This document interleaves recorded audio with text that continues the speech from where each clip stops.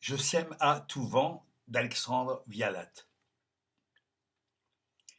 On se rappelle les mémoires d'Elseneur, cet étonnant roman de Franz Hellens, baroque, énorme, monumental, qui semble emporté dans la tempête sur l'air d'un opéra de Wagner. Puis, depuis, Hellens publie des pensées sur les songes. Il vit aux environs de Paris, près d'une maison où de jeunes Américains poussent des hurlements de cow-boys, parlent du nez et descendent des peaux rouges.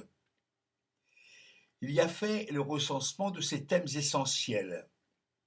C'est dire qu'il vieillit comme un sage. Les cris perçants de ses jeunes voisins ne l'empêchent pas de méditer entre le tilleul, le lilas et les aucubas dans son jardinet où le soir tombe. Il vient d'y écrire une célébration du pissenlit. Et il y a d'autant plus de mérite que son jardin n'en contient que 3, dont l'un douteux, l'autre écrasé et le troisième le bon, chétif. Mais ce sont des détails pour un poète. Le pissenlit en soi, le pissenlit de Platon, ne souffre pas ces contingences. Hellens vint donc de publier une célébration du pissenlit. C'est pour célébrer le pissenlit. Il a raison. On oublie trop de nos jours, pris par 1000 soucis accessoires, de célébrer le pissenlit. Le pissenlit, pourtant, au sens large, c'est-à-dire la famille des composacées, recouvre la moitié du globe. Il sert de marque de fabrique à l'un de nos plus grands éditeurs, Je sème à tout vent. Dit son label qui représente une dame soufflant sur une fleur étoilée d'un pissenlit dont le duvet s'envole en tous sens. Et qui croira, je l'ai pourtant vu, que Madame Larousse elle-même, Madame Larousse existe, porte une robe noire en tissu imprimé ornée en blanc de ces fleurs légères qui répandent leurs plumes à tout va. Tout est pissenlit sur la terre. À Sainte-Hélène, ils ont 8 mètres de haut. Pourquoi s'opposer à un fait utile et même indispensable? Je ne voudrais pas contrarier, je ne voudrais contrarier personne, mais même ceux qui sont, pourquoi, contre le pissenlit. Mais je leur demande, puisqu'ils sont contre, avec quoi ils pourront nourrir, quand ils auront détruit le pissenlit au sens large, les chevaux kalmouks et les bestiaux tartares qui ne consomment autre chose que de l'Artemisia alba. On voit par là l'importance du problème. Le pissenlit est une chicoracée, c'est-à-dire une composacée, dont la racine constitue le 10e. Je ne dis pas des phanémnogrammes, mais de la végétation du globe. Au point qu'on peut se demander ce qui n'est pas pissenlit. Les 1000 genres des composacées se décomposent en 9000 espèces, soit un dixième des plantes connues, la moitié de celles de Sicile et de l'Amérique tropicale, et le 8e de celles d'Allemagne.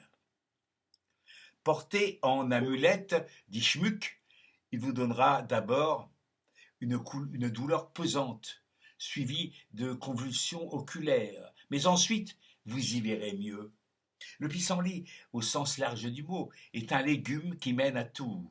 Il permet d'enivrer le poisson, de colorer le beurre, de faire vomir le canari, de déconstiper la tortue, de régulariser les fonctions féminines de la sarigue et de guérir, dans une certaine mesure, des hémorroïdes du lapin.